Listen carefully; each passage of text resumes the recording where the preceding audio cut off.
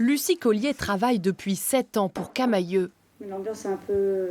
Comme ses collègues, elle a découvert l'ampleur de la crise lors du placement en redressement judiciaire de son entreprise. On savait, nous, avant le confinement, que ça allait mal, mais pas à ce point-là quand même, quoi. On ne s'attendait pas à ça. Enfin, ça a été quand même un choc pour nous, quoi, de nous dire directement qu'on était en redressement judiciaire. Une situation d'autant plus compliquée que son compagnon, lui aussi employé dans le textile, a récemment connu les mêmes difficultés. Dans mon entreprise, il y a 2 ans, ils ont créé un plan social économique.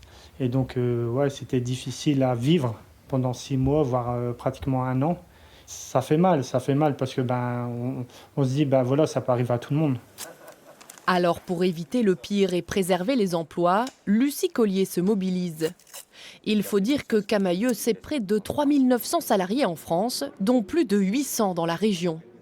Il faut aller sur le terrain, c'est le moment d'agir, c'est le moment de bouger. Enfin, après, c'est pas quand tout sera fini qu'il faudra se dire « Oh mince, on aurait dû bouger avant ». Il sera trop tard. C'est maintenant qu'il faut se mobiliser en fait.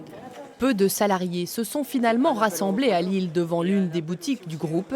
Mais l'objectif, c'était surtout pour ces syndicalistes de faire parler du conflit. Nous, les salariés, on est présents aujourd'hui pour lancer un appel à un ou plusieurs repreneurs sérieux, ayant les moyens financiers pour assurer la pérennité de l'emploi et assurer la pérennité de la marque Camaïeu. C'est impensable que cette marque disparaisse. Il y a urgence, la date limite de dépôt des dossiers pour un éventuel repreneur est fixée au 29 juin.